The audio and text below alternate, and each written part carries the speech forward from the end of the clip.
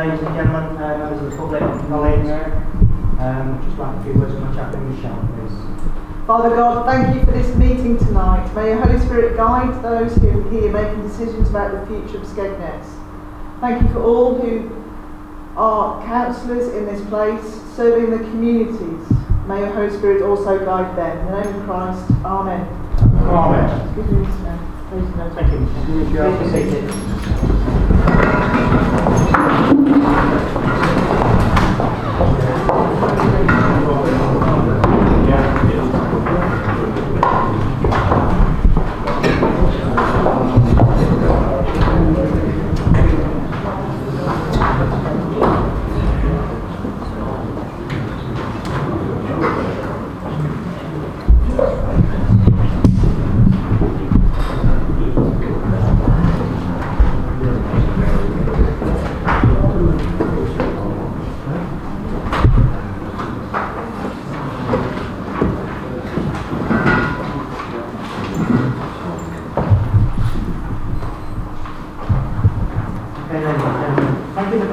Tonight's public meeting. These are held immediately before full council meeting every month.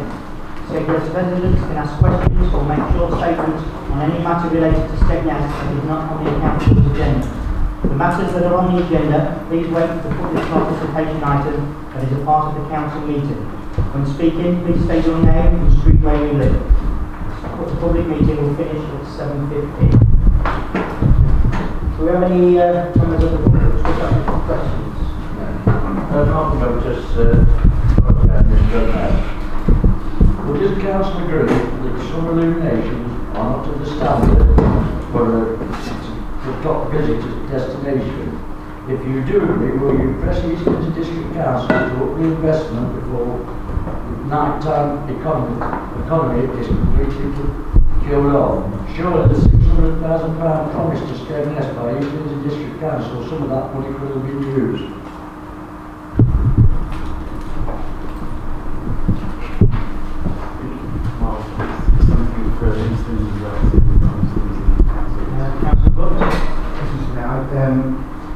Actually, yesterday I was in a meeting with Councillor Craig Lane and the council, and the illuminations is due for renewal or to be renegotiated at the end of this year.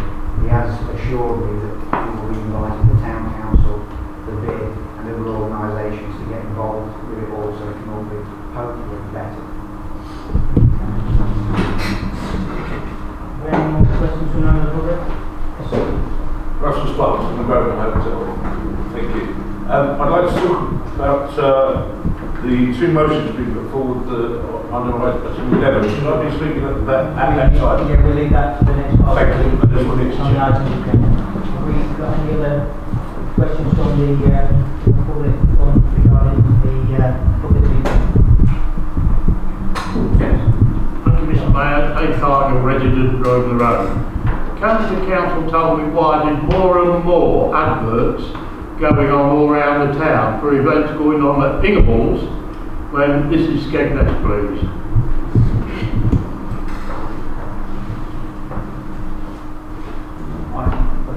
I can only imagine that it's part of the coastal bid, because the coastal bid represents the coast from Gibraltar Point all the way up, and that they advertise events that they're doing throughout that area. So equally, if there are events in Skegness, I believe that they're advertised in the roof part. Councillor Kent. Yes, David, could you be more specific? Is it fly signing you're talking about, or is it proper signing, or? No, they're proper signings, in particular the signs are about that big. We've got them on some of the hoardings going along seafront. We've got them near the traffic lights for the pedestrian crossings, advertising events up there. And a lot of the things that's going on in Skegness, we don't seem to have any notices at all. We've got a carnival on Sunday, and other than the road closure signs, there doesn't seem to be any publicity all around Skegness. It seems as though, why advertising us when we've got our own Skegness things? I would think that they've just put them up. Well, I've seen them on the railings. I would think that the actual people just put them on the railings because they were there. And when somebody sees one, then they put one. Yeah, I would think. I wouldn't think that anybody's giving permission. Would be my idea. Something we need to raise, do you think that's something we need to raise with the or is it highways particularly? I think most of the problem that this is with highways is the enforcement issue. Certainly if it's on East Lindsey land, it's an East Lindsey issue, and most of the times you see on East Lindsey land are for East Lindsey Skegness events, and they grant themselves permission. But yeah, if we are talking about those people who just see a bit of space, get a few cable ties out and hook that on, then that is a criminal offence. But if there isn't anybody to enforce it, I will get stuff doing it. It's the same with all things. Same with parking, same with everything. If there's no enforcement, people just do as they like. Tonight I came down to see from people park willy-nilly. You shouldn't have parked there, but they know 20 past 6 is going to be enforcing things. That's the issue. And I think this council could write to Wiltshire County Council on Highways and say we're doing this enforcement here. We're trying to bring up the level of the town. People going around fly posting in there and everywhere is not in their best interest, is it? We're right to go and find out. We need to do get enforcement is happening. I've seen it myself, so we will write and try and get some answers. Thank you, Mr. Mayor. I say there's two at the top of the road and the road.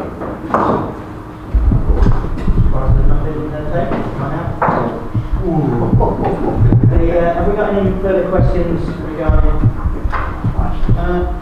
Robinson, resident. What Dave was just on about there, I have rung Manby up. I actually talked to Manby about this. He was, I won't tell you his name, but you know him. He's aware of the problem with these signs, but like he said, he wasn't sure if they could enforce it or not.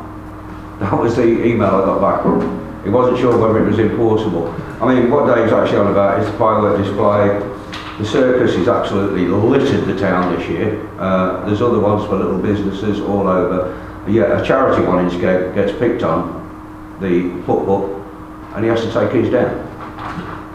It does need looking into on that one, but his answer was he wasn't sure what they could actually do about it, on what railings they were put on or anything else at stage. I think what Councillor McGregor was saying, I think the ones that are going to be down the town on the railings are highways. So they're all related to highways. So we will write to at least the council. Send a letter and see if we can get a response. Are there any further questions? One more. I brought this up on numerous occasions about the coaches still going downtown. Don't know whether it's a police matter or not. We've got signs up either end of Lumley Road saying no coaches. There's two signs there. One of them's been destroyed, obviously, when the car hit the sign, it's turned around, but we've still got them there. No coaches down Lumley Road. It causes problems for the buses. It causes everything else for the traffic flow down Lumley Road. We're still getting coaches. There is not just one or two. There is more this year than I've ever seen coaches going down Lumley Road, both ways. Is it not time something was done about this important? The council has raised it on a number of occasions with Lincolnshire County Council, the whole issue of parking. It was there was to be some feedback coming back. Nothing has come back, and the short-term improvement in communications with Lincolnshire County Council direct seems to have gone back a step. So it's very difficult to get any information from them. the last I heard was this one had been sent to County Hall for them to look at it strategically, but when that comes out, I don't know. Make a comment on that. I was going to mention it in the county council report, but now is an ideal opportunity. There is just started for Skegness a transport strategy. So county council are doing a transport strategy for Skegness, looking at the routes into Skegness and what actually happens when people get here, car parking, flow, signage, all these sorts of things. Now, it was their intention that this would be just a county matter, but I've insisted that representation also comes from district councils and also town councillors. So they're not having any meetings. I think they're having meetings quarterly, might be 3 monthly, but that turns out to be quarterly. But they had the first meeting. The first meeting was just a scoping to decide what we could talk about. So we're not talking about a motorway into Skegness. We're talking about what people get here, how they park, how they find car parks, all this sort of thing. So I think it's important that this town council is involved, because I know my time in town council, the number of times we've complained about vehicles going where they shouldn't go, driving through residential areas, parking coaches up in residential areas so they don't have to pay a car park, all this sort of thing. And it needs stamping out. But I think, as the clerk rightly said, there is a strategy in place, so I don't think much will happen until that strategy is approved, signed off by all authorities, then hopefully we'll see some enforcement. Hopefully.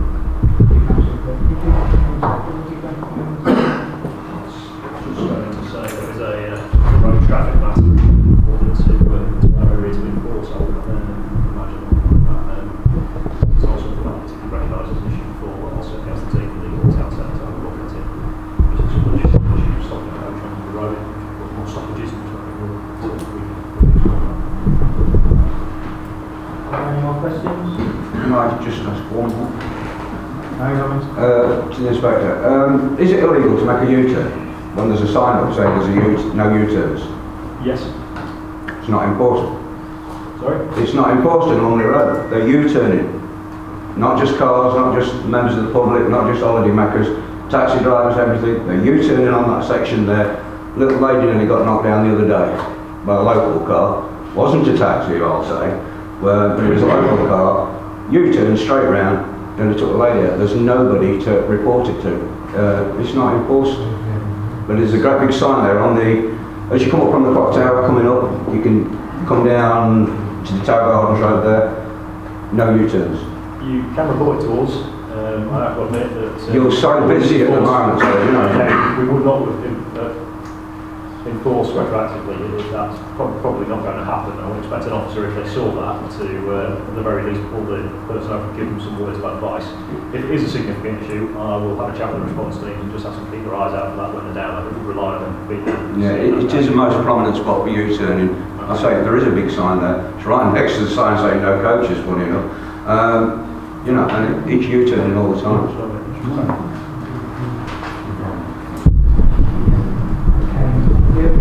Right, we've got Margaret Taylor picking up a cheque from the Rotary, Rotary Club of Skegness. Present this cheque.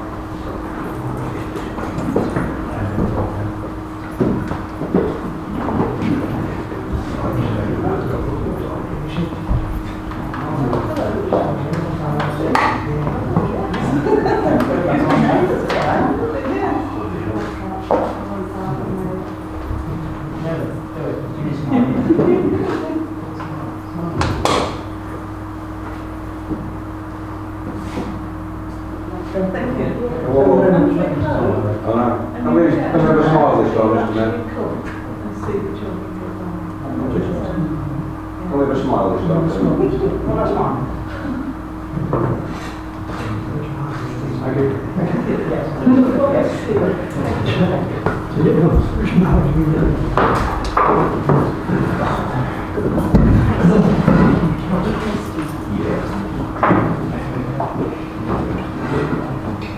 Do a couple of minutes before the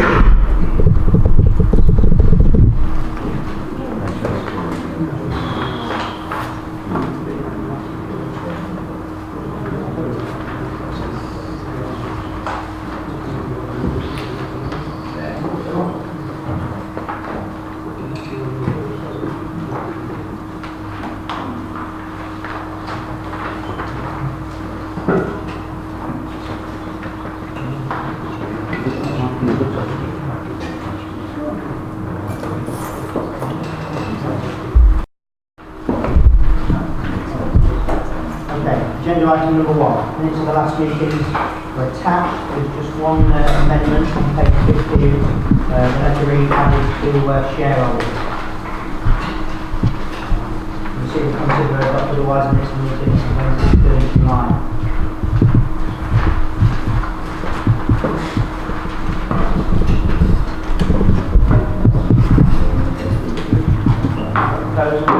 Can I move that Mr. Murder's shareholder change to shareholder? How do you suggest? Shareholder is good. Do we have a second for that, please?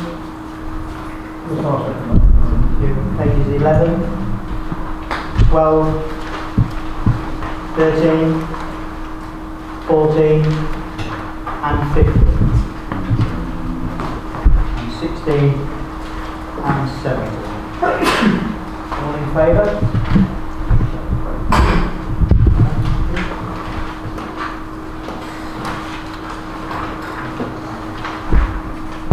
Item number 2, to note apologies received by the town clerk prior to the meeting. And then we have apologies from councillors Anderson and Finley, and we also have an apology from County Councillor Carl. Agenda item number 3, to receive declarations of interest. Do we have any declarations of interest?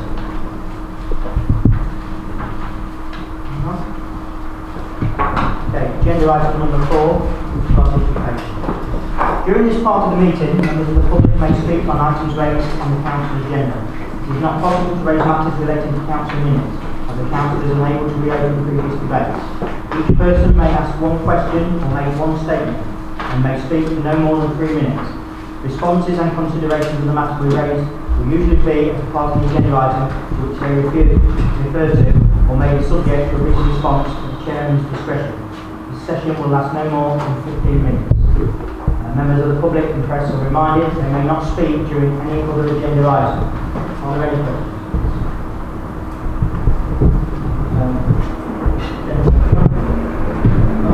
I'm coming up with Bob Robinson, and some of you may recognise me after these meetings quite regular. I wish to speak on item 3 on the agenda, which is one that already declaration of interest, due to the fact that on Wednesday, 25th of June, there was a discussion about excluding a contractor from Tower Gardens due to a problem with access to toilets for council staff. One of the councillors who spoke on that item on that night is actually employed by said contractor. That councillor should not have been in the meeting at that point. And if he had been in the meeting, he certainly should have said anything, and if he did, his colleague should have stopped him. I'm not going to pursue the issue any further at this point, but if I do happen to notice another similar breach, I will be reporting it to monitoring at East Lindsey. And I will make sure that whilst doing it, I also report those people that should know better. Certain long-standing councillors in particular, and the interest was declared at the time the councillor joined the council on the paperwork, so certain people should have known about the town clerk and the mayor.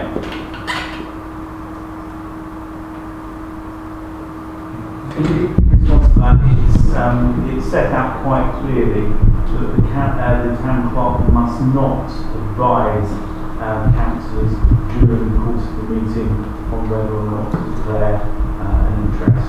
They may seek my advice prior to the meeting on a specific item, but it's not I'm not supposed to intervene to prevent someone, because that could be seen to interfere with their ability to speak. As I said, I'm going to let the issue ride on this occasion, but should it happen again, you'll go straight to monitoring without any further comment. Those comments, so just be aware and make yourself, if you're unsure, put your hand up and make the declaration. Mrs. Wells. Thank you, Mayor. I'd just like to speak on point 11, which is motions by Councillor Walker and also Councillor Kirk with regard to the VE 75 celebrations next year. I'd very much like to congratulate them on their recommendations. We ourselves are, as you know, waiting planning on the showground in Skegness, which is due before the planning committee on the 6th of September, with a recommendation from the chief planning officer to agree the planning application. So we have already dedicated ourselves to the fact that the 8th of May next year will be our opening weekend at the showground, and in fact have already organised quite several participators, including applications to the Red Arrows, the Memorial Flight and the Parachute Regiment for displays over the showground and over Skegness. And we would very much like to offer our services to the council, including the artists that are arriving, that we've already booked, all of the participation, that anything we can offer to the council in support throughout, by, for example, using one of our artists in Tower Garden, when we've already got them booked and paid for at the showground. That would obviously not cost the council money, etc. And I do want to emphasise that I think the council should look towards including the businesses and other people in the town rather than just the council on any committee that is put forward to try and celebrate this. And I think it's very important also to remember the villages just outside. I've had quite long meetings with the residents of Borough who are all very keen to get involved with the Village 75 celebration and are asking why they're left out of various celebrations that happen in the town. So people like that, Wainfleet, the local villages, Ingermills, etc. I think we should involve them all, and that's what we intend to do with the showground. And as I say, I'd just like to offer, we already have a website up, which is ve75celebrations.co.uk, which is going to be a free site for any celebration of VE throughout the country to put on. However, as soon as you log on to it, it will go to Lincolnshire first, and guess what the first advert you'll see will be? It will be the Skegness Showground celebration and the Skegness Town celebration. So I'd like to offer our services as much as possible. We are already way ahead with our promotions. We're ready to go. We're just waiting to release it all on the 7th of September, subject to Islington District Council giving us the permission. So please make use of the facilities, and we'd love to be part of any organisation to try and sort it. Thank you.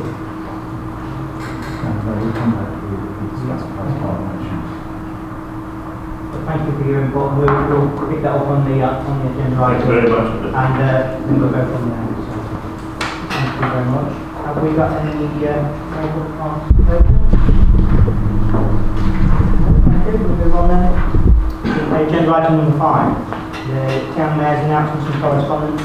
The details are all available on the council website, Facebook and Twitter site. It's a little bit busy. 25 engagements, I do believe, in July. They're all listed for you to see who I've been and what I've been up to. Okay, moving on to agenda.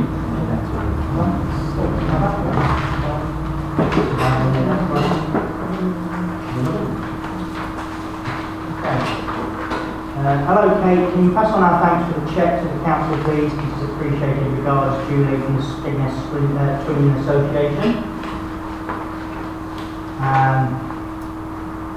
Dear Kate, grant received from Skegness Town Council. On behalf of the trustees, I'm writing to thank you for the grant of cheque of £100.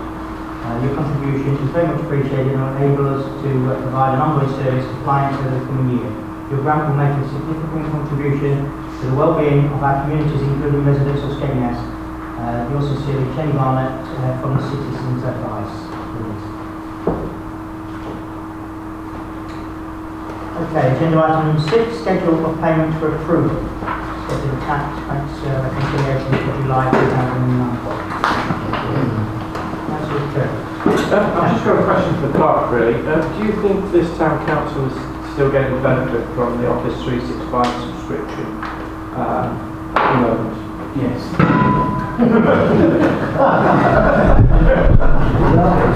Yes, and I mean, well, yes, certainly in terms of the office and use of it.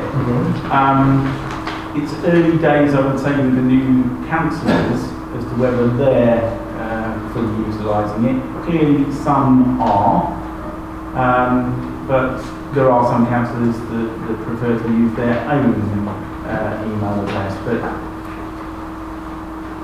as we move forward, I would urge councillors to start using their own email address, and it will also allow us in the future to start sharing documents using the document management facilities that are available in Office 365, rather than passing everything around by email, which is firstly not very efficient and not very sound from a data protection point of view. But clearly there's a learning curve in relation to that, and but it is something I would urge councillors to take up, because I think there are some real benefits in being able to share documents, comment on those documents as councillors, and for us to be able to play that and make sure that they're securely saved on the web. When we email documents out to private addresses, the council effectively loses control of those, whereas within Office 365 we can control those even if they're then subsequently used on individual devices. More questions? Proposal for approval? Councillor Brooks, seconded by Councillor Walker. Please show. Agenda item number 7, Councillor Brooks to the Mayor, none received. Agenda item number 8, questions to and from the Lincolnshire Police. Councillor Walker. Basically asking the police what we're doing about cyclists running up and down Lutley Road and all round Skegness on the pavements.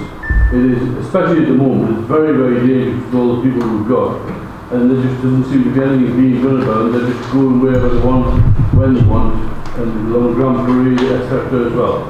So I'm asking what can be done about it, please. There's been a standing instruction in place for about 2 years now, that we will address specifically on Lumley Road and the parades any cycling on the street that they come across. There are warnings standard if someone's amenable to a warning, if somebody's been caught before or their attitude and behaviour demands it, then we will enforce with tickets, and we have done that. Unfortunately, as much the same as the U-turns, we need to be there, we need to see them in order to take action against them. We could look at a little more media around that. It does tend to get quite a lot of pushback from cycling groups when we do that, but it's certainly something we can look at. On a positive note, I did some training for the street rangers that will be starting very shortly in the town centre. I did some training for these street rangers that will be starting very shortly in the town centre, and as part of that, with the agreement of Lisa, who manages the bid, I have asked that they politely address cyclists as they come across them on the town centre. They'll have no powers to enforce, but they can ask them to get up and fight, which, to be frank, will often work. Advantage of the street rangers is they're going to be focused on the town centre and they'll be there all the time, which at the moment isn't a luxury I can provide, as we do have to deal with other issues, especially around this time of year with the tourists here. But yeah, we'll continue to enforce. Thank you. Councillor Danby. There's an article in the Daily Mail last week where they did this, check out your police force was doing. I went online and checked. The Lincolnshire's recorded crime in the last 5 years was risen by 51%. Nationally, it's risen by 46%. I just wondered if it was anything to do with the street lights being switched on. Well, if not, what it could be. I'm quite glad you told me what the name is. That's my first question, because my Google has failed me. I'm not sure how accurate the data in the Daily Mail was. I don't know where that source came from. And because I've been scrabbling around for data, I went directly to the source. So I've been to the Office of National Statistics, who've got the last 5 years' data, and I've also looked at the Home Office data. They're drawn from sort of slightly separate sources, but it is from the horse's mouth, as it were. It's what forces report to them. And they show us a percentage increase of around 37%. That's my performance officer, I'm not going to source myself. Or 30% according to the Home Office data, which I did, which helped with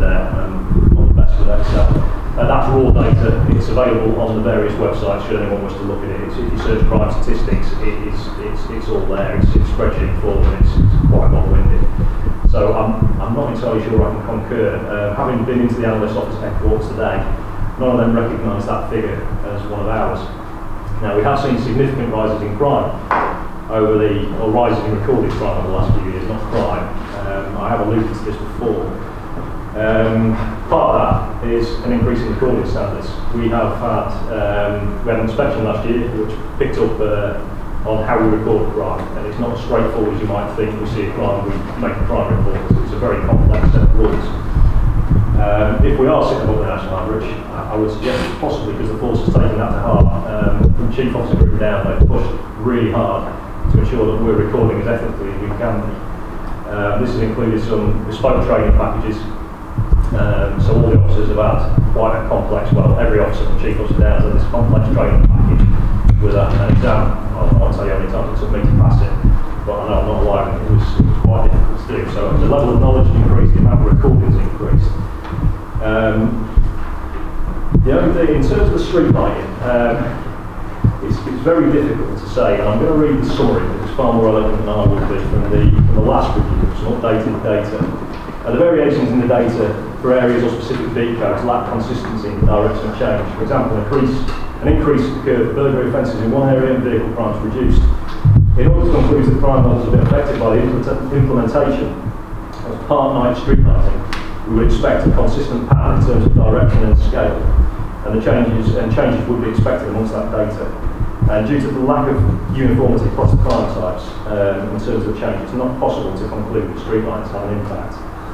Now, that's quite generic, that's the linkage of the whole. So what happened is I've pulled I've got told some updated data. It's a little bit out of date now, so the back end of last year, albeit it does relate to the time when the lights have been out. Just looking at our unlit areas, so the slightly outlying areas from the town centre. January 16, while the lights were on, I believe, 21 reported burglaries. After the lights had gone off, January 18 to May 18, 12. Damage remained the same, 6 and 6. And this is repeated across the board. In some areas we've had a fairly significant increase, in some areas a decrease. And in answer to has the street lighting affected us disproportionately caused this crime to rise, I mean, looking at series such as the van thefts, I know I previously mentioned them here. We did see a spike in van thefts, it was travelling criminals. The problem is when we've traced them, we know they're also committing offences in other areas, which if we are specifically sort of alone in our street lighting being turned off, I would have expected them to sort of target us specifically, but we know they're targeting all areas, and this isn't new behaviour. So in a nutshell, no, I don't think we can attribute it to street lighting, and I'm not 100% convinced without seeing the data myself. I'll look at it, that ride is accurate.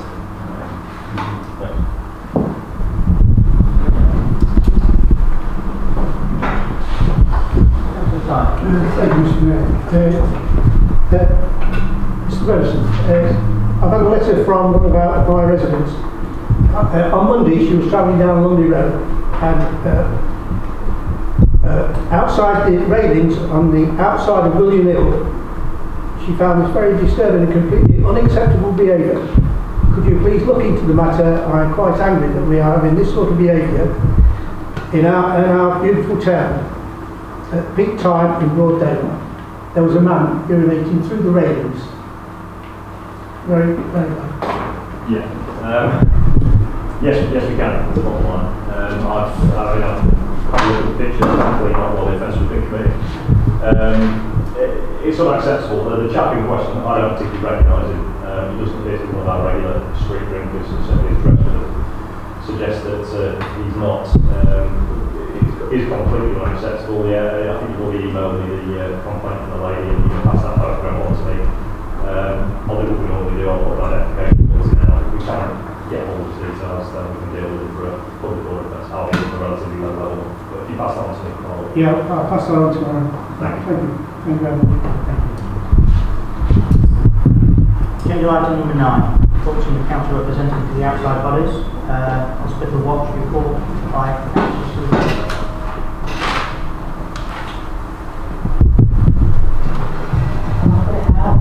I can answer any questions, but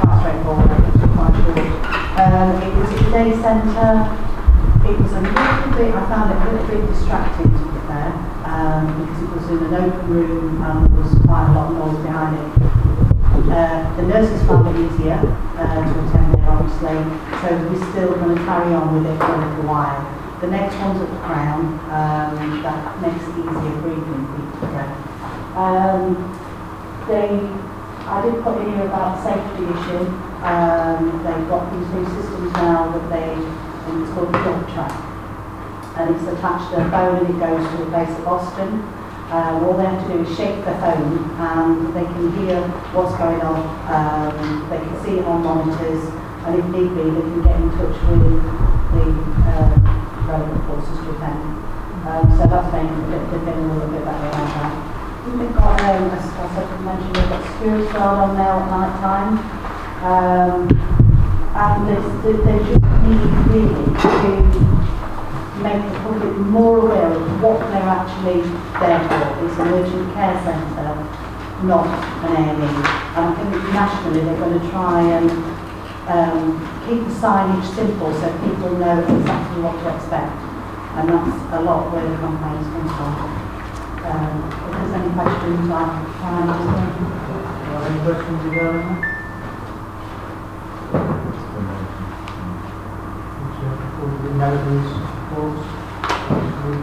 The second council all in favour, please, Joe. Item number 10, reports and issues raised by district and county councillors is not received. Global reports to make discretion. We did speak about this. Does anybody want to raise their own? Sorry, as I mentioned, what I was going to talk about from the county was strategy. It's really, really important to Skegness, get box up on as well, so I will do thank you very much. We did add this to it because we said it was an important meeting. It was taken on that day. We didn't want to be waiting a month to bring it to the next council meeting, so we will bear that in mind and keep that in the future. Agenda item number 11, motion. Motion 1. Skegness Town Council appoint task and finish group.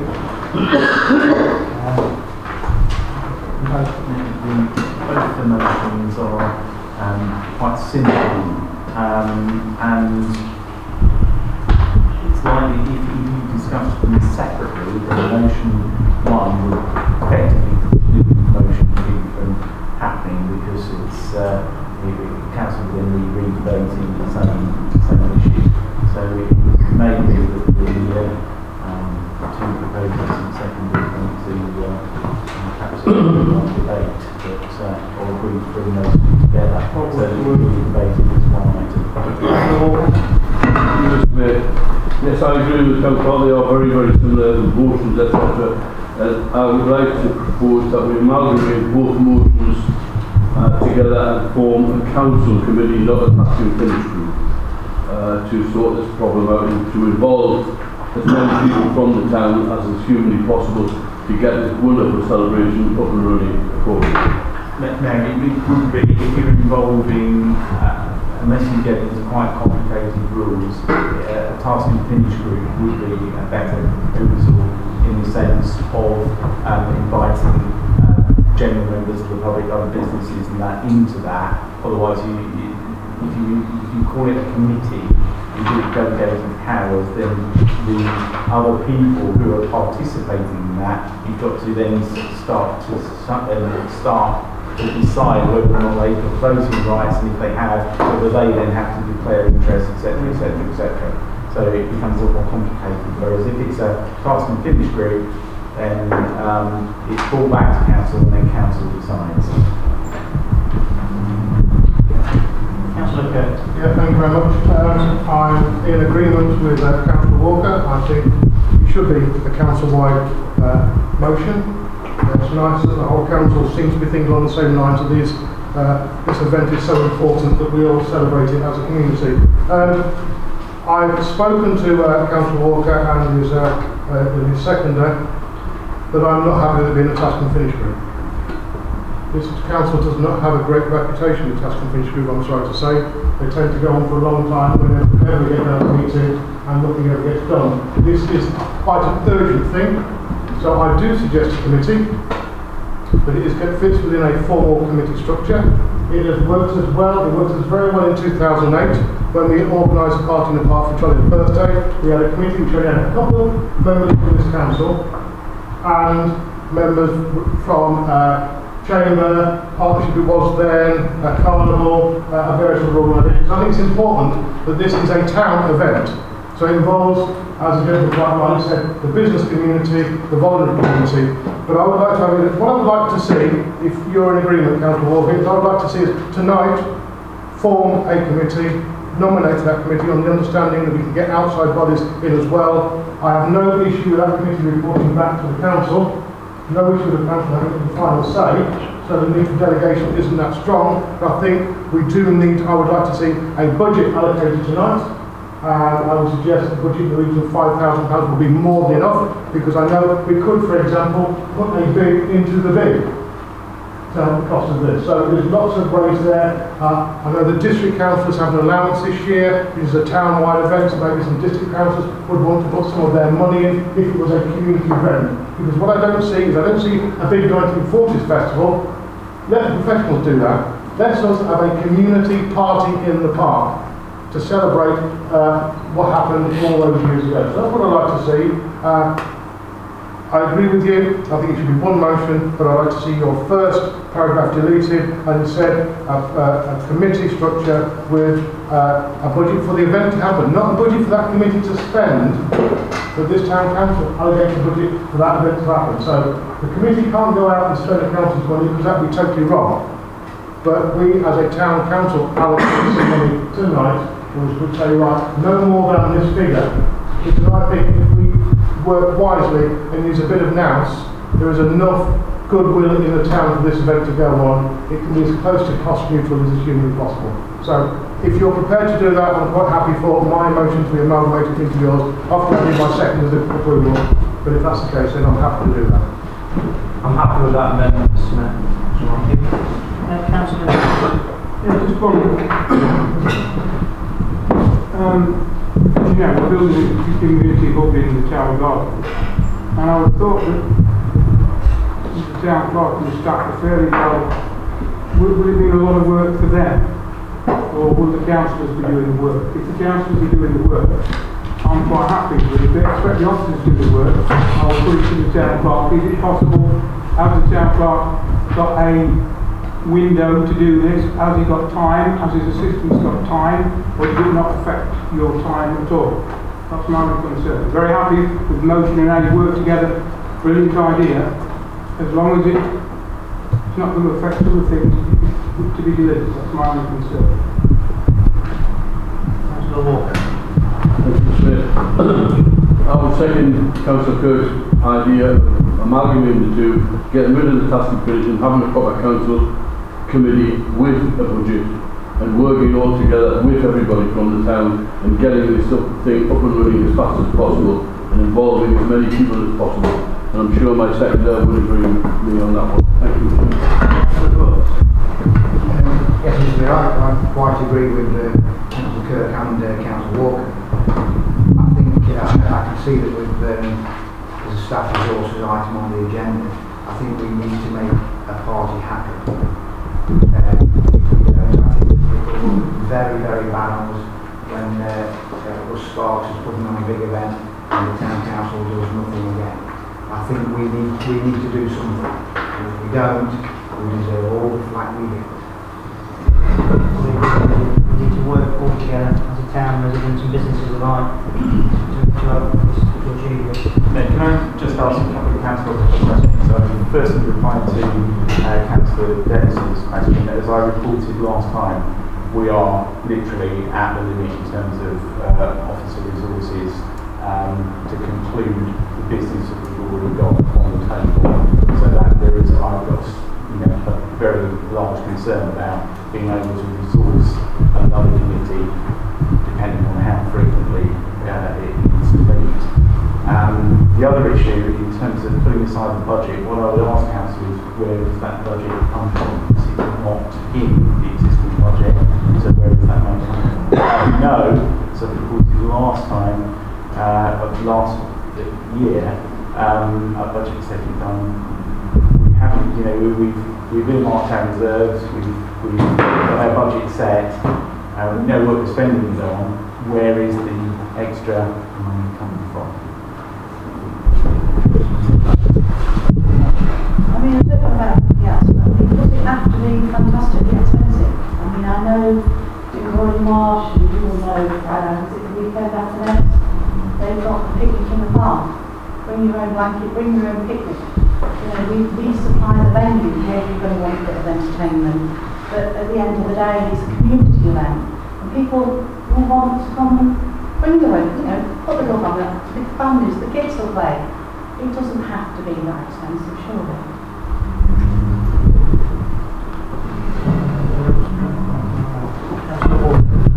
I agree. It doesn't have to be an expensive thing.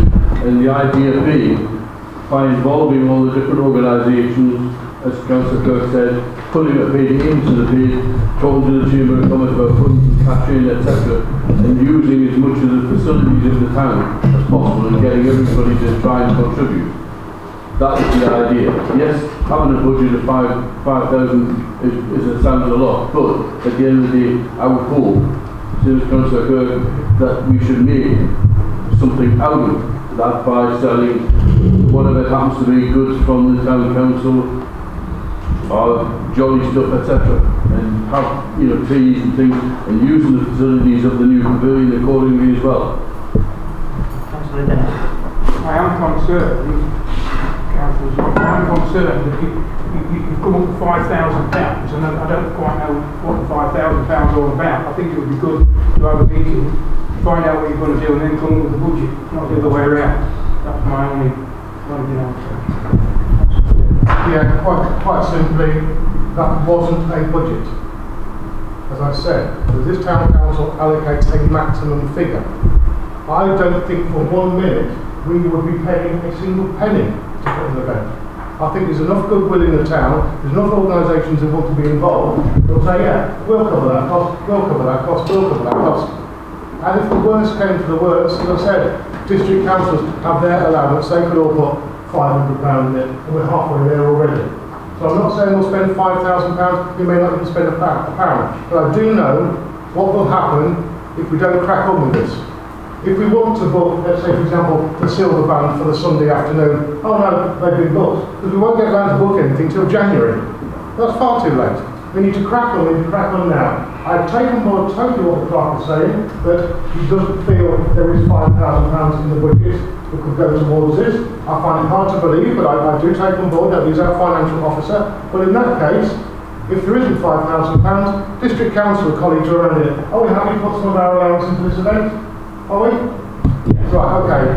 Are we happy to put up to £1,000 for our allowance? So that would give us a 5k. And we won't take any of the town council's money. It'll be a town council event, but the district council, in the worst case scenario, will be funding it. Would you be happy with that, district councillors? Problem solved.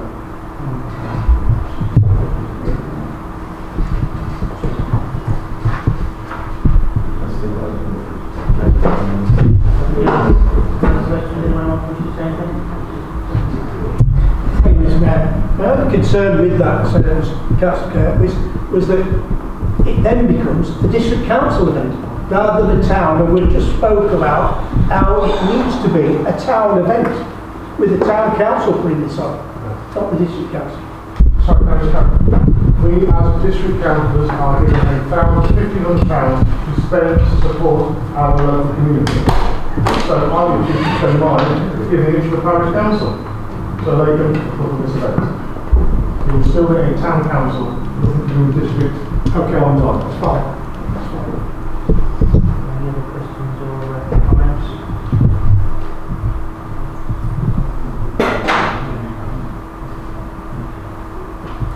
Yes, and if you say that you need to appoint from at least council, and then it will be the committee to decide who else can be appointed to it. So, well, vote on the 13th to vote on the motion. Which is to set up the committee for to ask district councillors. Sorry, Clark. The motion, as I understand it, was to set up a committee to discuss this, that committee will be able to invite others from the town into that committee, provide information and support, and that an amount of money of £5,000, maximum of £5,000, be made available, and district councillors have offered to contribute towards that cost. So that will be the motion. If that's voted through, then there will need to be a decision by council as to who goes on to that committee, and also what is the frequency and at least the target date for the first meeting. Do I propose a seconder for that? I propose. I'll second. Proposed and seconded. So all in favour, please show.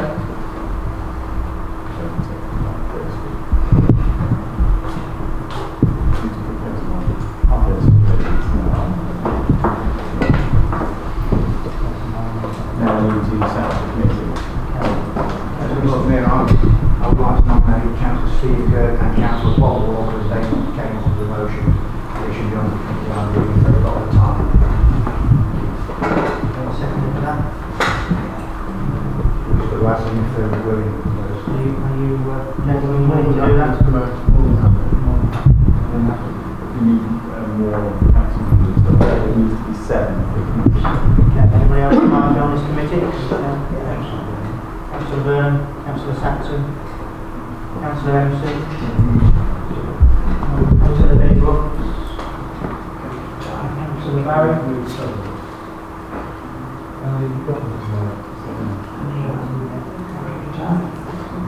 More than 7 would be best, wouldn't it? Maybe the 8. More the merrier. Councillor Ty.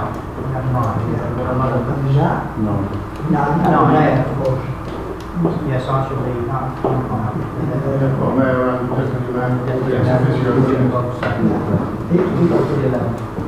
It didn't work well until that when we worked together on the Jolly, the Jolly party.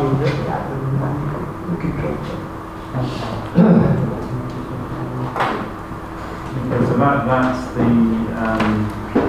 town council has to agree what authority they've got. So at the very least, you've got to give them authority to appoint other people onto the committee. So that's the minimum level if you want that to happen, because otherwise they go and discuss things and can't do anything at all. So at the very minimum you need to be able to do that, and what is, I would suggest we set a time frame that we report back to council if you're wanting action to be done by a certain date. Well, the chairman will be elected when the committee meets, but it's about setting the framework and parameters for that committee, what it's supposed to do, what powers it's got, what delegation authorities then other than being able to appoint other people. Well, thank you. Well, I don't have many delegated powers whatsoever, in my opinion. Yes, the power to appoint outside members has felt fit by the committee, but I believe the committee will be meeting monthly and reporting back to the council monthly. The council would still be the decision-making body. I wouldn't dream of having just 11 members out of 21 deciding on behalf of the council. But the committee needs to be able to, we need to speak to Lisa, let's invite Lisa along. We need to speak to Steve from Builders, let's invite Builders along. So no maximum number of members on that committee, and the power to appoint to that committee as the committee sees fit is the only authority I would like that committee to have. And the option to review it, that seems, doesn't work out to be enough. I'd like to move that, please, Mr. Mayor, if possible. We've got a second, Councillor Saxon. All in favour, please show. And then just finally, when is the committee going to meet? So obviously, is it going to be a daytime committee,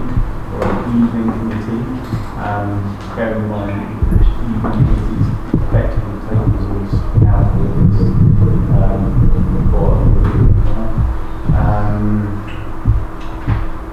also, if you're looking for other people who are officers or employees of other organisations, they may only be available during the day. Sorry. I think sadly the daytime committee is where it needs to be because of that. Let's say for example we wanted a police presence in the park just to walk around. You're fairly great opportunity for those guys to meet the huge community, bit of engagement. They want to turn out at 8 o'clock at night to tell us what council do that. Well,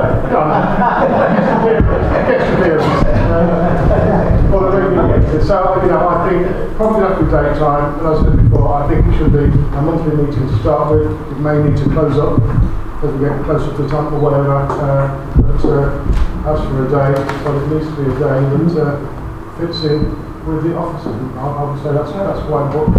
I appreciate you flat out at the moment, so we'll try and we'll look for a date and it will be in September. Yeah, definitely. We need to start working on that and then bring it to the council for October.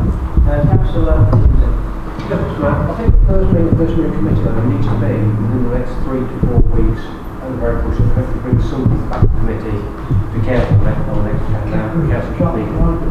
I think that is likely to be impossible to organise, to be honest. I'm on annual leave now until the 27th of August.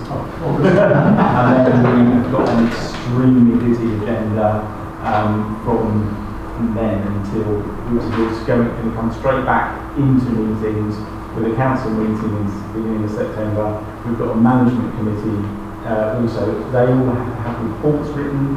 All the minutes from tonight have to be written up and available, as well as all of the other work that we've got going on. There is only a certain number of hours that we've got in office, and to do that in the next 3 weeks is just not going to happen. So I'm aiming by the end of September to have something in place, so it happens in September. Councillor Dennis. I also council thought it's very, very difficult time for people working on the coast in August. It's those busy times of the year. That's where it's very, very difficult. It would be very nice to see if it was September, October, November, it would be easy. But for it to fall in August, it's very difficult to leave their businesses and just Councillor Walker. Basically, possible suggestion, is there a reason why we can't have a formal meeting just to set out the basics between ourselves before we actually come and sit down formally and do all the work accordingly? I think the formal committee has no standing whatsoever, so there's nothing to stop any of you meeting somewhere and having a discussion about anything, but it has no formal standing whatsoever. If I could just come in before you council, but I could just come in before that, I think. The town clerk did state that we'll get a meeting in September. Bear in mind, one week of August, so we're looking at a maximum 7 weeks. So I don't think this is unreasonable. And it will be before the October meeting. So, bear that in mind, between 3 or 4 weeks and 7 weeks is not a great time, but we'll still be bringing it in September. Like the town clerk said, we can achieve that in September, and I'm happy with that. Councillor Brooks. Thank you, Mr. Mayor. I was about to say roughly the same. If we can bring it back to the council for October, that gives us then 8 months. So the time will be ticking on, but I think, I can see what the clerk's saying. I don't think any earlier would get it done. Town clerk's comments on that. As you say, taking holidays into consideration, and also what Councillor Dennis said, busy time of year, we're at the coast and we're in the tourism.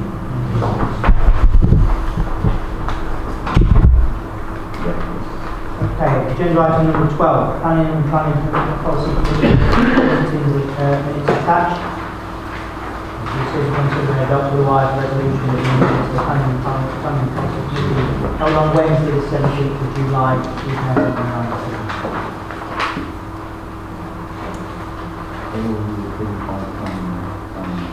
It's all been approved by the planning and policy committee, page 8.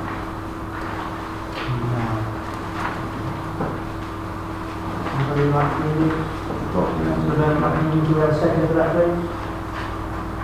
Councillor Walker, all in favour, please show.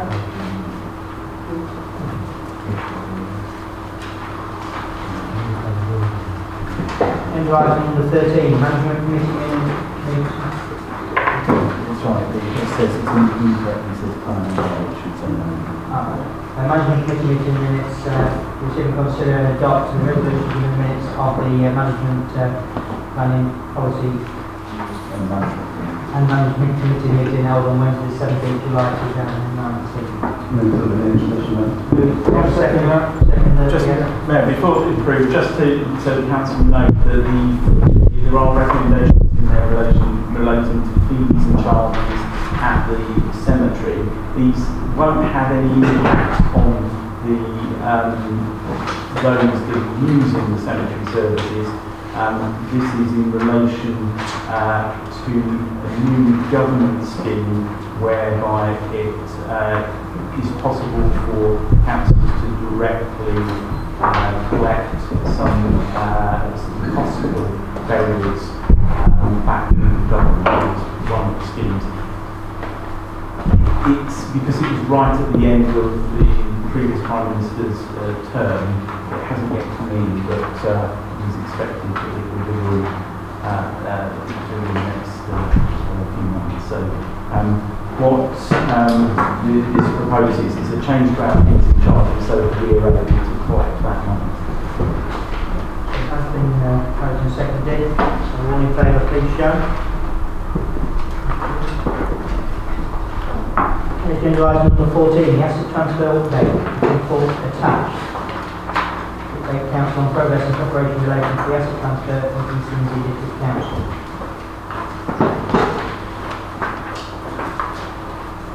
Okay, well, the information set out in the report, essentially the events, as mentioned earlier in the public, about events.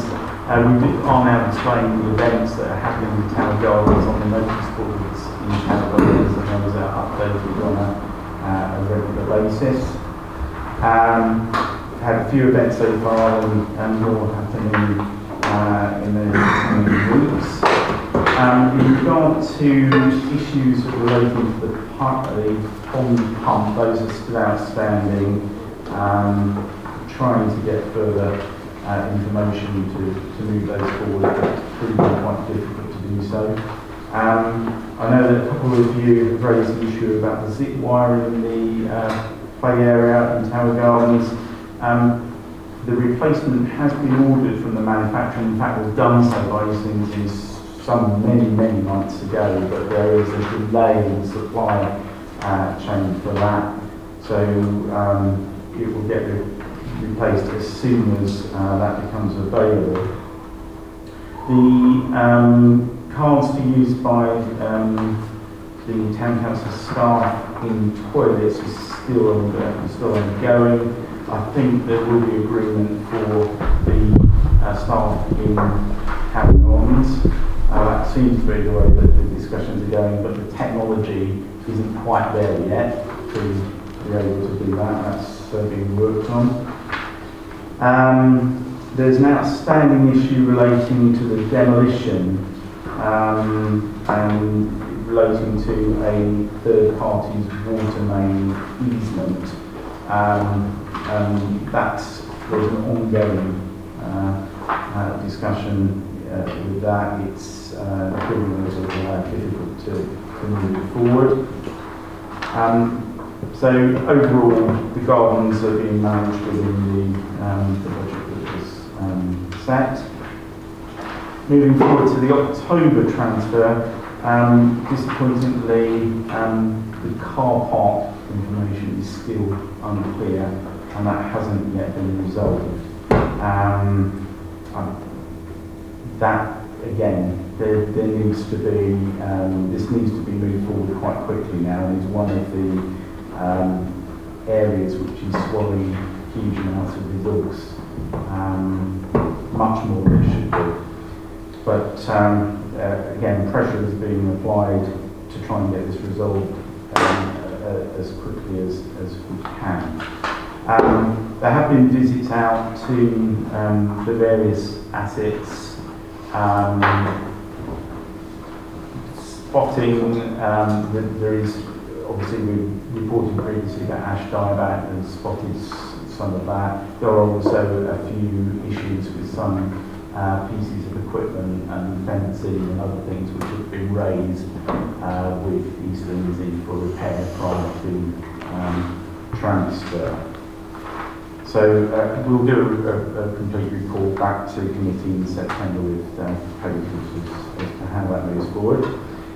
In relation to the land tax and stamp duty, which I've reported on a number of occasions in the last few months,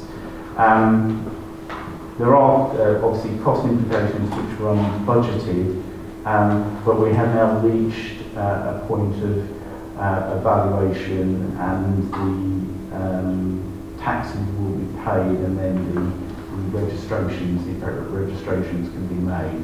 So it's been, again, a bit of a long-winded issue because of the value of the properties that we need to pay land tax and stamp duty on isn't necessarily the market value. It's a difference, so we've had to get professional advice to get that sorted, but that will be sorted now. So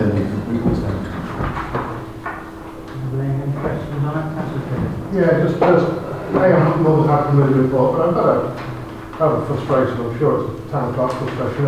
East Lindsey gift us this land for a song and get some credit for it, and then mess around with all this nonsense, basically. You know, they seem hell-bent on shooting themselves in the foot. Get the pump sorted, get the zip wire back on. And none of this is rocket science, and to say that they can't program a car, I'm sure they'll be able to program a car. In fact, if they can't do it, give it to a 5-year-old. I'm sure they're doing the program and can't program in no time. So yeah, I understand. It's frustrating, it really is, when I know how hard people in this chamber have worked in a previous term for us to come through, just about East Lindsey to mess around like this. It's just, well, frustrating is the politest word I can think of at the moment. Councillor Dennis.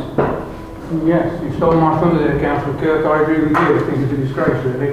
It needs sorting out. But, you know, they are working hard. The town clerk and his staff and the assistant town clerk are working hard. And we seem to have moved not on one jot since the last meeting, or the meeting before that, or the meeting before that.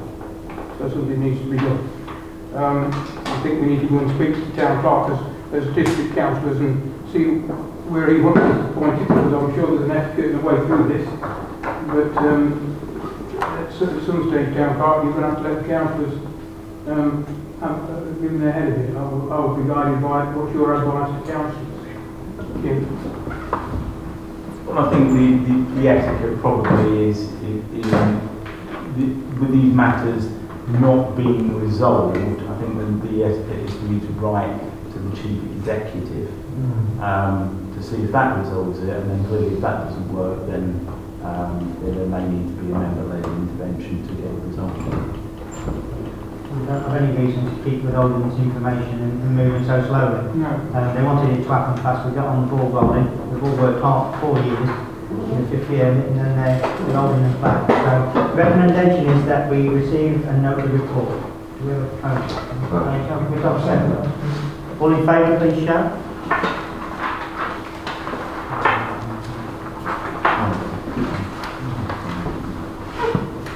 Okay, agenda item number 15, community building naming competition. To approve the recommendation made by the working group for the winning competition name.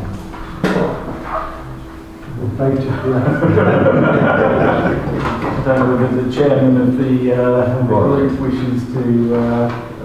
Well, I'm more than happy to say that we had long deliberations over the many names that came in front of us. There were some that were a little fruity, shall we say, that we had to discount for various reasons, but a lot of thoughts went into them.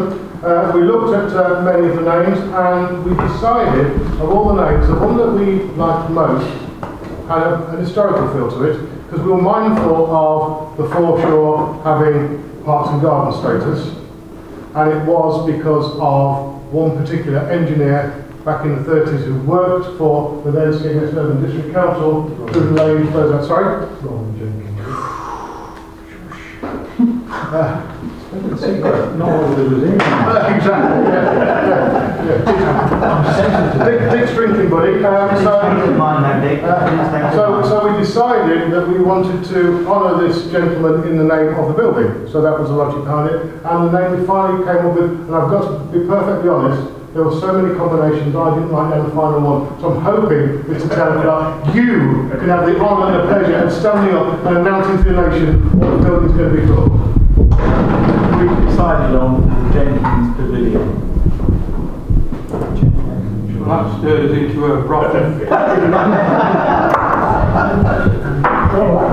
went down well. I don't remember who sounded for it. That's the steering wheel. What's the name? Well, the name is for council to confirm. But that's the recommendation that came from the group. So what it was again, Jenkins Pavilion.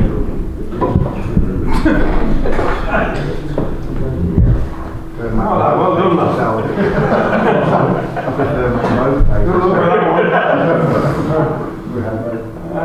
reconvene your bloody committee. That's why you didn't want to stand up to All I'm saying is that we weren't given strict instructions because only work with the names the public had put forward.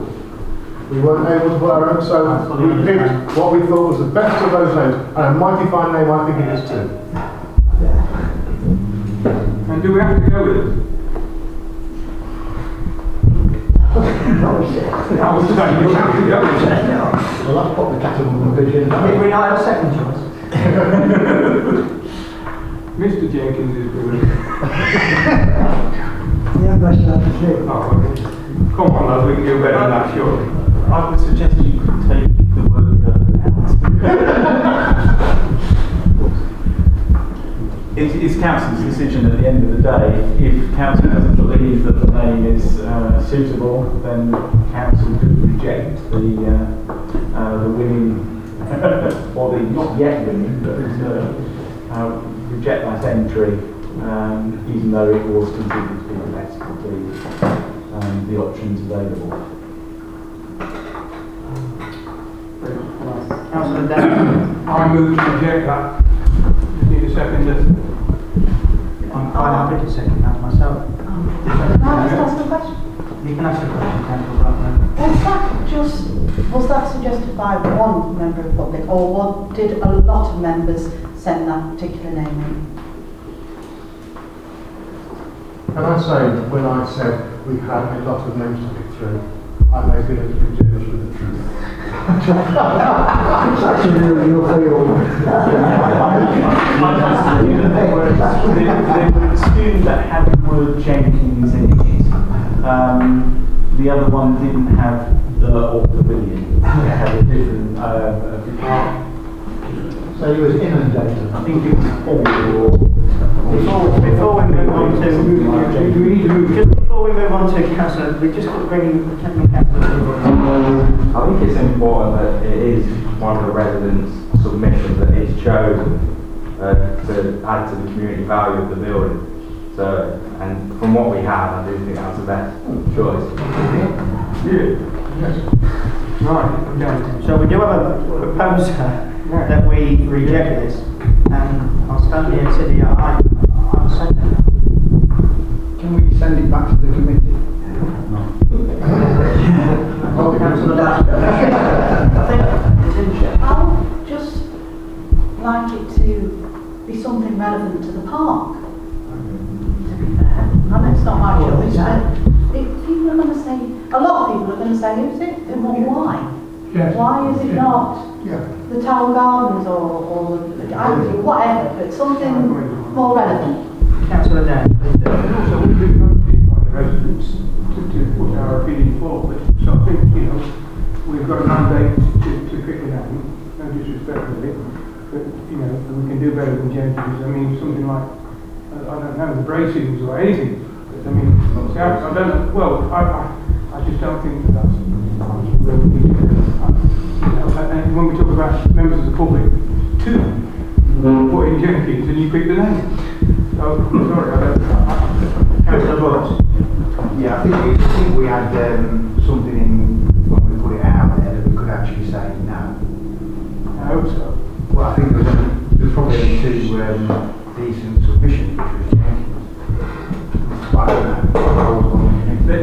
There were about 21 submissions in all, of which probably 3 of those were totally unsuitable in terms of being a bit derogatory. The rest were sort of various combinations of the word hall, pavilion, building, centre, and other words or names. Thank you, Mr. Mayor. Could I propose we send this back to the committee to review it? Could I say we've got social media, we've got Chris here from Standard. I think it would make a good splurge to the town if we put it in the Standard and let's see what people say, and let's see what people say on social media. Yeah? It was a competition that was announced on social media, it went around social media.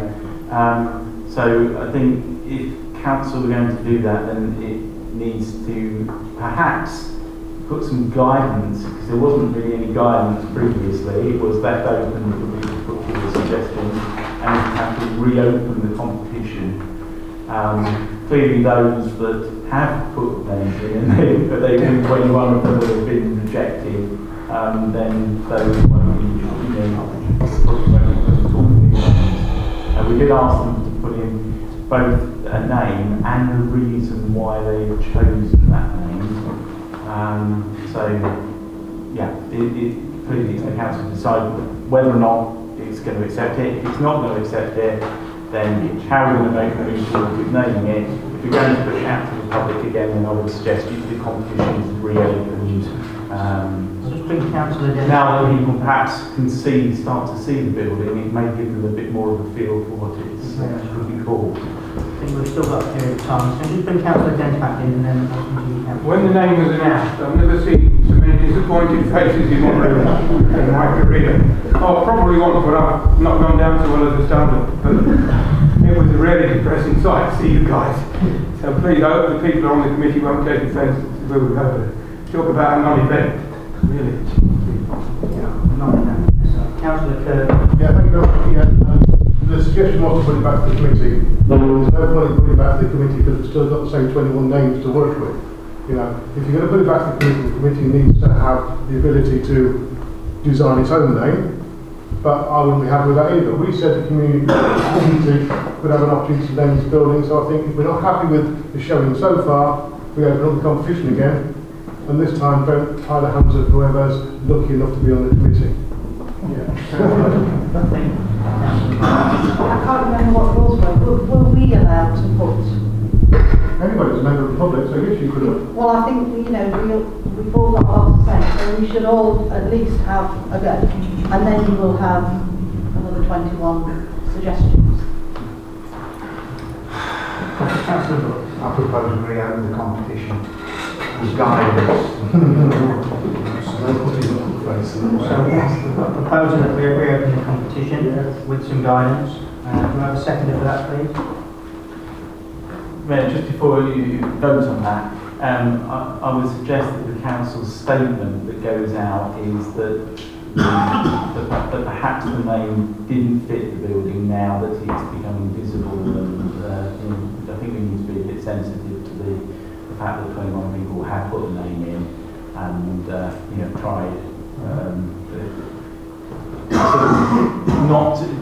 What we want to avoid is discouraging others to put all names. I think you're absolutely right. They didn't actually have a lot to go on, did they? But now there's something appearing like. So yeah, I think that's the way to go.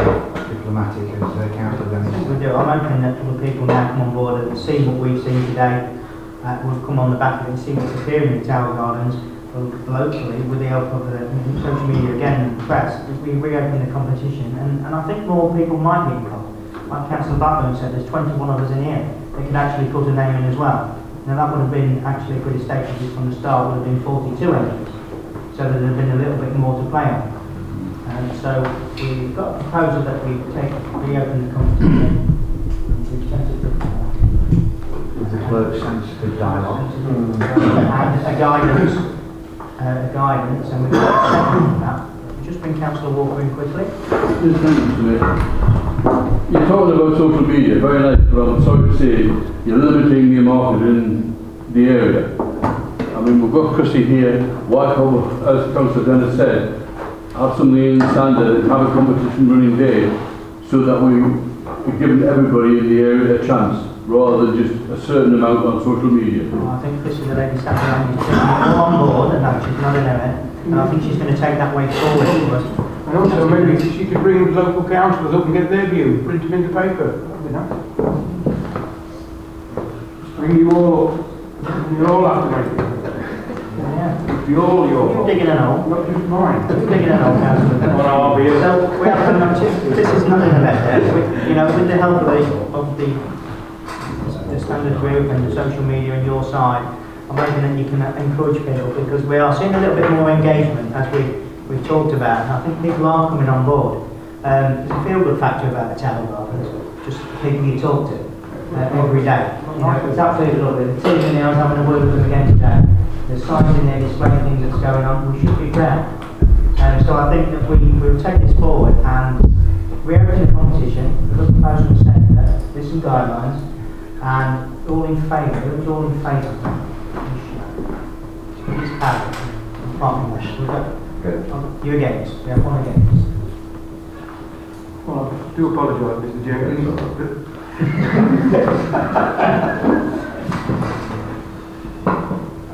That's sensitive agenda item. We'll move on to agenda item 17, a letter from the MP on speeding in Everton's Lane attached. Oh, sorry. Yeah. I saw I've written that name next to it. Sorry. Agenda item number 16, Jolly Fishing and Painting Restoration Report attached. To authorise the undertaking of the report on feasibility of preserving and restoring Jolly Fisherman painting by John Hassel ahead of a possible grant from the application. Councillor knows the plan is to display the Jolly Fisherman paintings in the new building so that they're available for the public to see.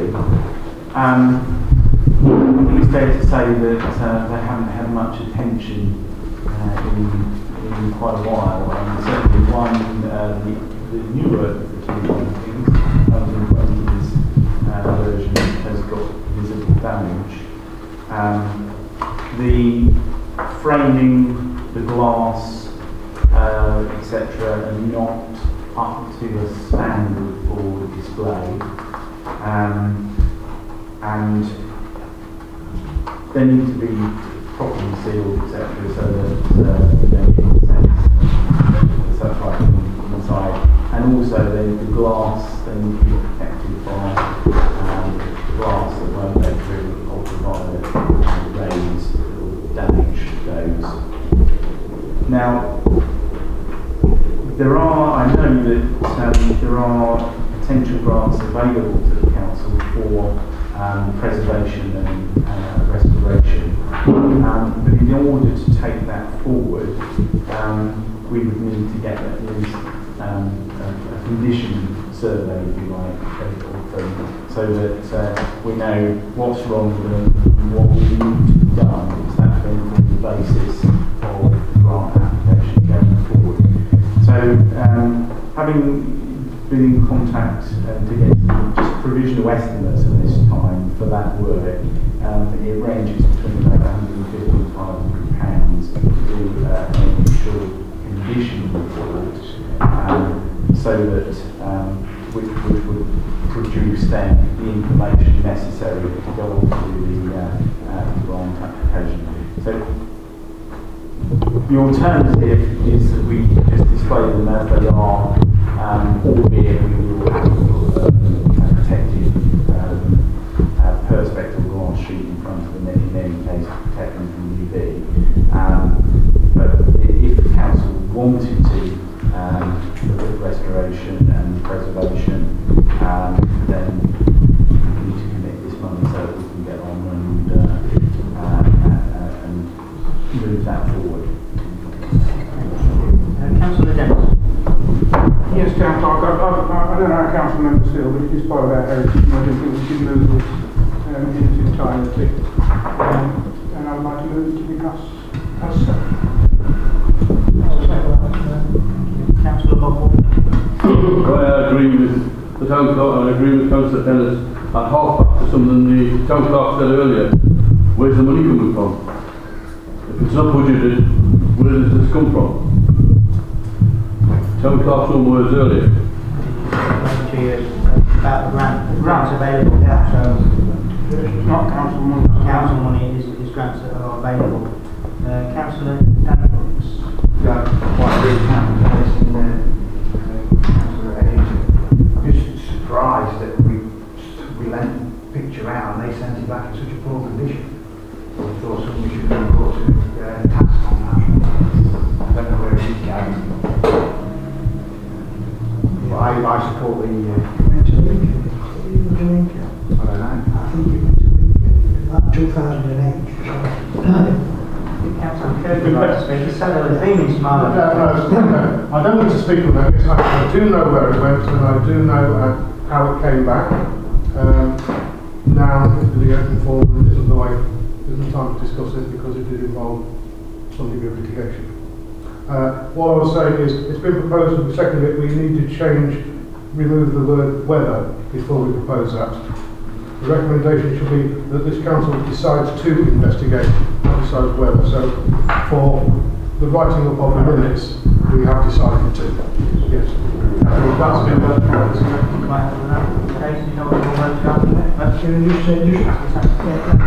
Yeah, I think it should be done. It should be restored. I mean, when value, very value about 2007, the original was £30,000, and the other one was about 20,000. So it's an investment that we've got to protect. Just quickly on the back of that, I think we're getting pulled down. We have been over the years for a council that let things go into disrepair and not restore and look after the things we've had. So I think it's a good job. So we're going to vote on this. All in favour, please show. Carry. Thank you. Agenda item number 17, letter from the this is the reports of staff up to the letter received and any action to be taken. Council considered this back in July 2018 and it rejected the idea, and you can see it there from that date. Part of the discussion around that was that if the council were to go forward with it, it would need to recruit and manage volunteers. It would need to increase the insurance for volunteers because we're at the limit of where we are with our volunteers at the moment, for instance, for things like remembering to grade. There need to be 3 deployed volunteers at any time for a speed check to be in place. So you've got to have that commitment of volunteers probably several times over to be able to do it. The town council would become responsible for doing the site surveys, erecting notices and signs, storage and setting up of the equipment, and there would also be pressure on council to provide the same facility in other parts of the town where there are also speeding issues. That was the discussion that took place a year ago, and that's why council reached the decision not to move ahead. Councillor Dennis. Yeah, we've had this in the parish councils, the Crofton and the Thorpe parish councils, we've gone further the group powers. We've had this. I think it's more of a parish council village rather than a town scheme. So I think if you start it in Skegness and roll it out, it'll be very difficult. I'm interested what our policeman comes to before I sit down, what he thinks about it. Bear in mind these people have to be trained. There's a lot of work goes into it. They've got no teeth. They can't physically book anybody. They just report it. And also, in a village situation, I think it's a little bit different. Because in the village it's local people. Whereas in a town like Skegness, you get all sorts of people, and without proper training, it could really blow up in somebody's face. It's very difficult because it's amateurs doing a professional's job. And I think it could come across as people. I would be led by what our police officer has to his input. Yeah, I take your points on board, especially around what the clerk suggested, around other areas in town wanting. I've met with Mr. Warman last year around speeding on Everington's Lane. I have speeding complaints in most parishes, I would suggest, around my district, which is the coast, right to North Summer Coast.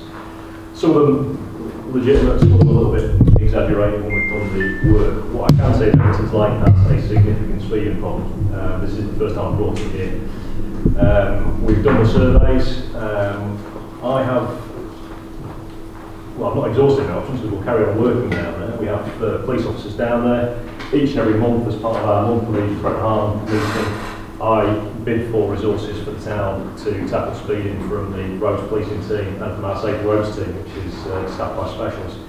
I've been successful in them bids, and most of them, I've changed the tack for the last 2 months, but most of them have been successful for Everington's Lane, and they've been down there probably for about the last year. The team here enforce speeding down there, they give out plenty of tickets. The only thing I would say about speeding is speed enforcement works when I'm there, or works when we're there. If we're there giving tickets out, then the speeders slow down. 10 minutes after we've gone, people will speed again. I am pleased to say we've seen a reduction. We had another Archer survey done, I want to say back end of last year. It does show we have reduced speeding in the area, but it's still a significant problem, and the speeds that people are doing down there are still quite high. I've worked with a road safety partnership. We've looked at getting speed bans down there. They've done surveys. We can get the speed bans down there, even though technically, because of the lack of casualties and everything, wouldn't normally meet the criteria. So the only point I would make is I've done what I can for the people of Everington's Lane, and I fully accept that they do have a speeding problem. I'll continue to do that. I do know this scheme has been successful elsewhere, but it's a matter of the council. Councillor Dennis? Yeah, I think it is a significant rapid. It is. That's the main problem, it's not time, really. Yeah. Absolutely. Councillor Dennis? Yeah, thank you. You're quite right, there is speeding all over Skegness, and I think the only way I can combat it is the way we combated the drink driving. It wasn't a local thing, is to make speeding socially unacceptable. Now, the government obviously put a lot of money into the drink driving campaign, so they're on national TV. Maybe they need to reinstigate the ones who do. Do you remember that? That's about that child who, at 20 old has survived. That's what we need to do. We need to make sure that speeding is socially unacceptable, because, as our officer quite rightly said, it's okay to get everybody who goes down there on their cut through to somebody else, but then just don't want to speed their life. So very, very difficult. And if you do it there, I'd like to down Drummond Road, please, because they go down there as a Grand Prix circuit. And then while we're at it, these kids can do their car park and stop doing donuts. So it just goes on and on and on, but where does it stop? I sympathise with people going this way, but sadly they're not the only ones in this town who have to suffer. People go past at ridiculous speeds. Yeah, I agree with Councillor Dennis. I think if you're in a village where there's one main road through it, it's fantastic. But like Councillor Curtis, there's that many roads where people are speeding. Well, to be fair, Dave, what they do is they get a cluster of villages, and there's one parish. 8 parishes share one government. Yeah. I think Skegness is a different animal, with the amount of roads and speed. I do sympathise with the inspector, because he's doing everything. I don't really know whether I want to say this or not. What about traffic calm? I mean, I avoid Cavendish Road like plague, because it's just so annoying to I know why they're there, it's had to be there because of the sport. And I know that, they're like going there and like wherever. But if it is particularly bad on that stretch in the 3rd mile, a couple of bumps or whatever, would that not help? Yes, it would. Unfortunately, it's not in my gift. That would be down to highways. I think when I spoke to Mr. Warman last year, I did suggest that perhaps traffic calming measures would be something to look at. I know from previous meetings I've had in Maplethorpe with their councillors, they've looked into that kind of thing. I don't think it's quite as easy as just having them put that. I think there needs to be certain criteria to be met, and as we've seen when we've had the highway chapter reports, I think their budgets are fairly stretched, but no, I fully agree with you. If not speed bumps, there's certainly road narrowing and some of the other methods they can use to calm traffic. Because you've got the stats to prove. Well, they have access as well. Lincolnshire Road Safety Partnership, not for a second moment everyone's on it, but I think highways are on that partnership, so they're fully aware of the issues down there. And as I say, we're stepping slightly outside the criteria for us to get speed bans, which will be operated by our Safe Roads team, because as yet there haven't been any serious injuries, which is usually the criteria for sort of getting that kind of thing in place.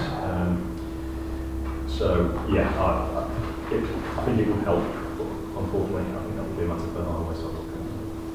Thank you. I'll have it in their management decline category. Councillor Saxon.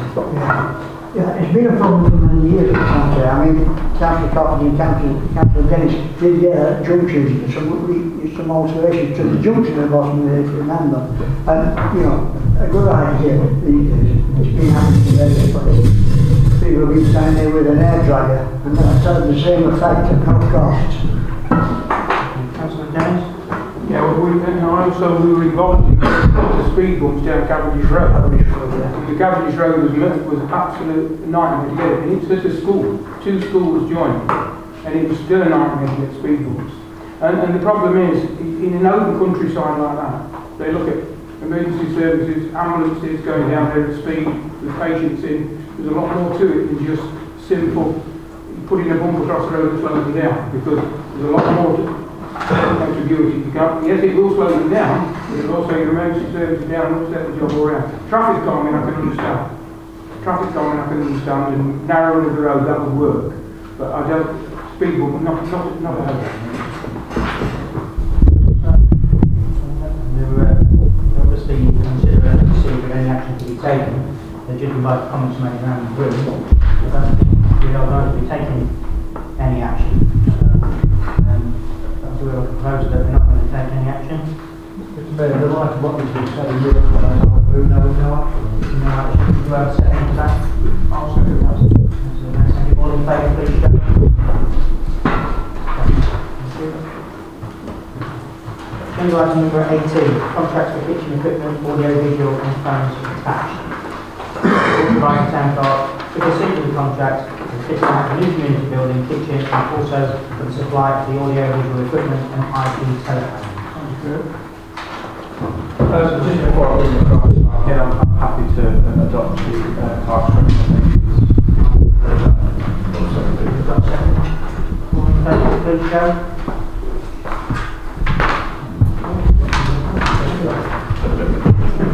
Agenda item number 19.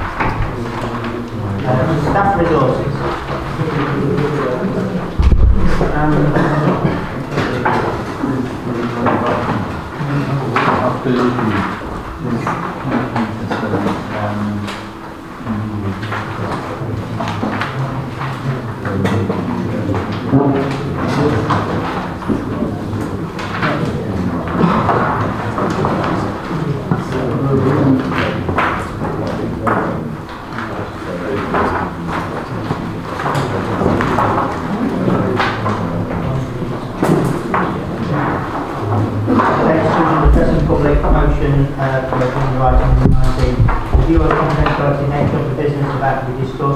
I believe it is advisable in public interest for the press and the public to be temporarily excluded from our discussions and therefore Meetings Act 1960 when we instructed to withdraw following item number 19. I propose